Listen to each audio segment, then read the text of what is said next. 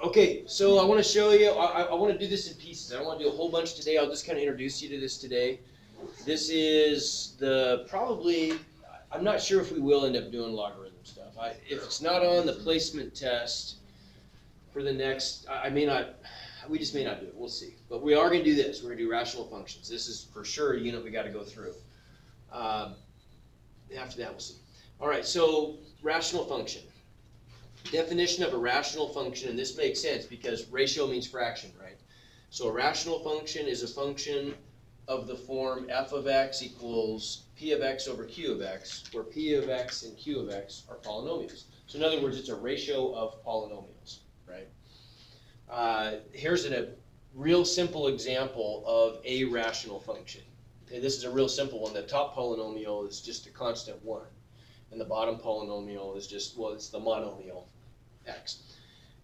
I want to focus on this one today because one thing we can do, well, we're going to use this. We're going to use this parent function and we're going to do some transformations of this parent function. And you'll see why. For some situations when you have real simple rational functions, this is an easy way to graph them, okay, is to do a transformation of this inverse function is what we call that. So this parent function, what's that look like?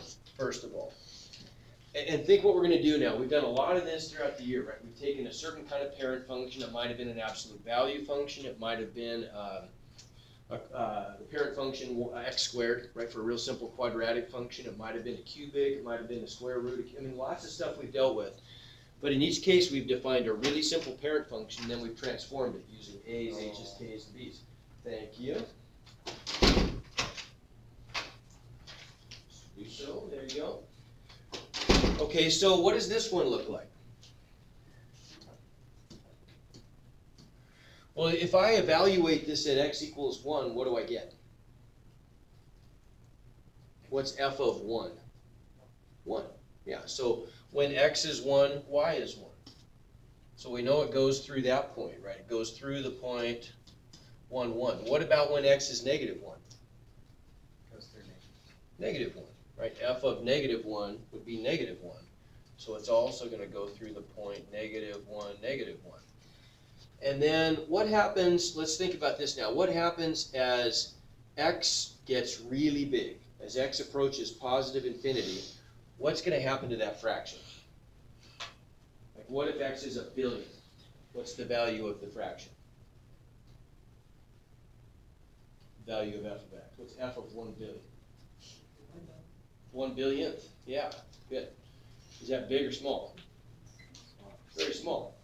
So the bigger x gets, the smaller f of x gets, right? And when you say that, we could say the limit, and this is kind of looking ahead into future years in math, we could say that the limit of f of x as x approaches positive infinity, we did a little bit of stuff like that, is 0, right? Okay. What's going to happen as x approaches 0? Is the function defined at 0? Is 0 a part of the domain of this? It is? Well, which one?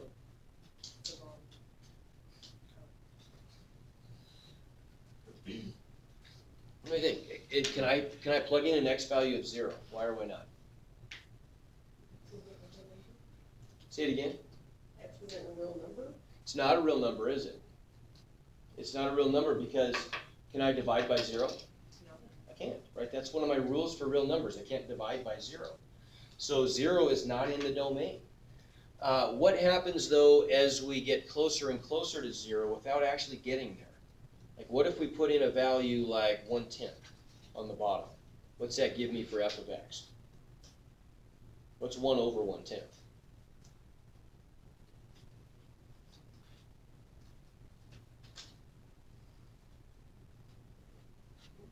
What's 1 divided by 1/10? No, 1 divided by 1/10. What do I do if I have a fraction on the bottom of a fraction? Yeah, I don't just times it though, I have to do something else. Flip You gotta flip and multiply, right? So it'd be what then? 10.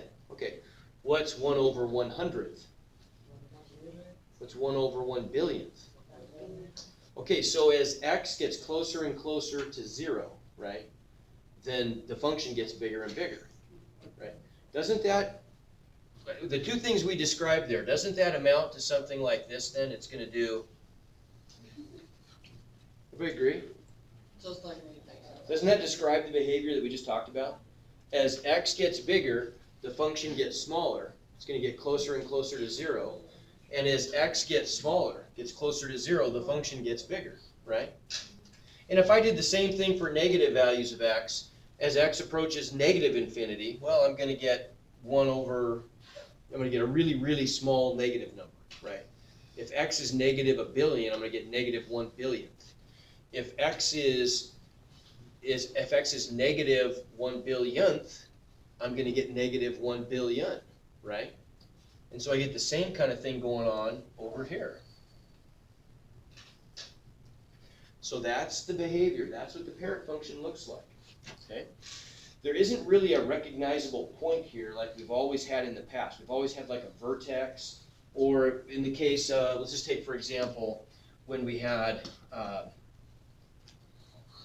cube root function, we just picked that point in the middle, right? Point of symmetry. We really don't have one on this function, right? There's no point that we can just track. What we do instead is we're going to track the point that's the intersection of the asymptotes. But what are asymptotes? What's an asymptote in math?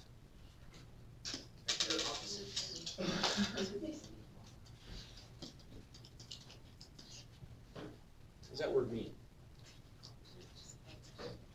No? Give me a hint. These are the asymptotes for this function. One of them is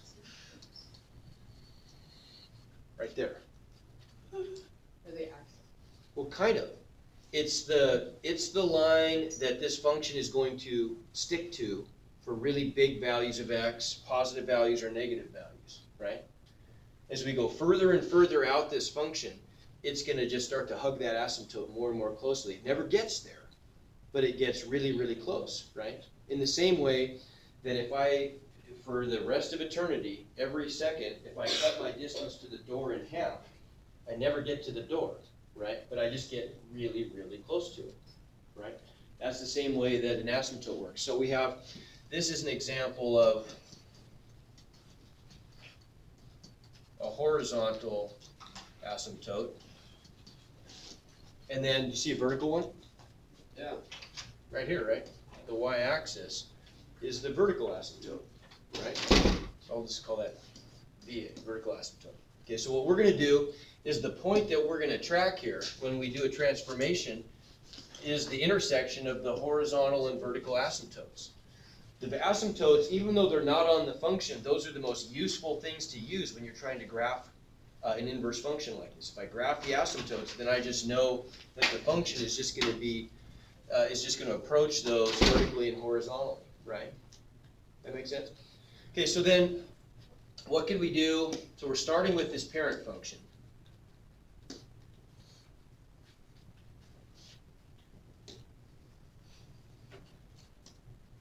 So here's our parent function.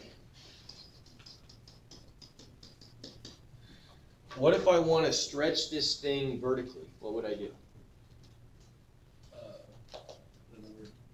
Put a number in front of it, right?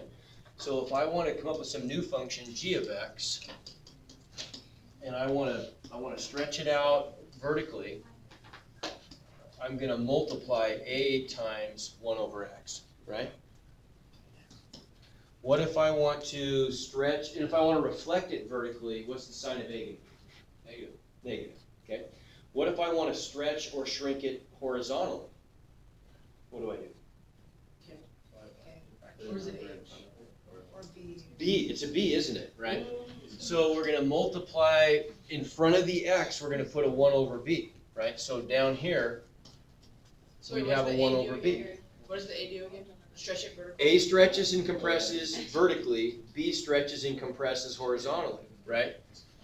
And so we'd have 1 over b times, well, what if I want to translate it horizontally? H. That's what gets subtracted from x, right? So I'd have x minus h, and then finally, what if I want to translate the whole thing vertically? You add K. Add k. All right, I guess that. Okay, so those are my 4 parameters that I can plug in to tweak the parent function, right? So what about something like this then? What if I want to sketch that graph? All I've got to do is just identify what are the values of a, b, h, and k, right? In this case, what parameters show up in this one? Tell me what's a value of a parameter in g of x? 2. What's 2? K. K, all right. So k equals 2. So it's been translated or vertically by 2. What else? Gage, you got another one? 3. What's 3? A. All right. So a equals 3. So that means what? Vertical stretch by 3. Okay, what else?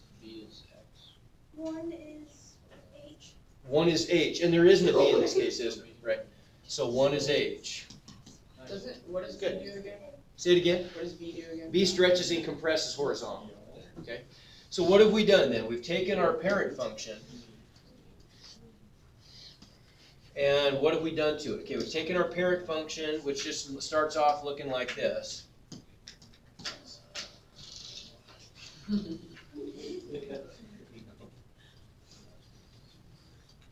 And how about if we take care of the 3 first? What does the 3 do? It's going to vertically stretch it, right?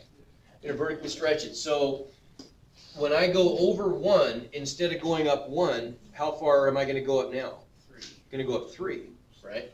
So the point would be up there, right? And that's going to end up making the curve look something more like that instead. When I go backwards 1, instead of going down 1, I'm going to go down 3. So it looks like that, right? Okay, what else do I do though? What about the h and the k? H is 1, k is 2, so I'm going to slide the whole thing. What we're going to do is we're just going to track the point that starts off at 0, 0, we're just going to move that point over 1 and up 2. So the origin goes there instead, right? So instead of my asymptotes being the x-axis and the y-axis, they're going to be the line x equals 1 and y equals 2, right? And then all I got to do is just slide everything up there. So I'm going to go over 1 and up 3, right? And I'm going to go backwards 1 and down 3. So the dark blue curves are the one, that's our final g of x, right? That make sense? Okay. How about something like that? What would I do? Is 2 your B? So, okay, 2 is 1 over b. 1 over. Right. So it'd be 2 over 1, right? Aha, okay, good. So then, this is telling me right here that 1 over b equals 2, so b equals actually 1/2, doesn't it? Right? I'll say compressed by 1/2. So it's being compressed horizontally by 1/2, okay? What's h? 3. Negative 3. Negative 3, and what's k? 1, negative 1. Negative 1. So,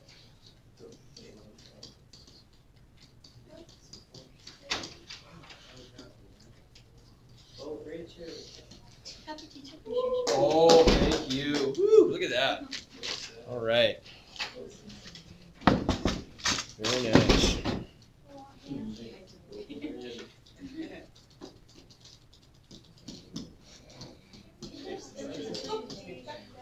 Okay, so hang on here now. Let's up here. I'll just finish this one up, then I'll let you guys work on some things. I'll put this assignment up. It's just practicing this a little bit. I'll let you work on it. So then that means that the point, right, where the asymptotes cross is going to be at -3, -1. So that's right there, right? Everybody agree? So these are my asymptotes, right? And then what about the points? So the point, if I'm compressing it horizontally by 1/2, then instead of going over 1 and up 1, I'm going, that point's gonna get compressed horizontally, So you and go, where should I go? you go over 1/2 and up 1. Over 1/2 and up 1. Everybody agree? Because I'm gonna squeeze it down by 1/2 onto the asymptote. So that point goes there, and then instead of going back 1 and down 1, I go back 1/2 and down 1. And so this is what my picture looks like. Everybody agree? Yeah. Okay? You good? Yeah, Okay, so so the whole thing just shifts with whatever, how far, how much it goes. okay, last, oh, You said that one. okay, I think I'm good with that.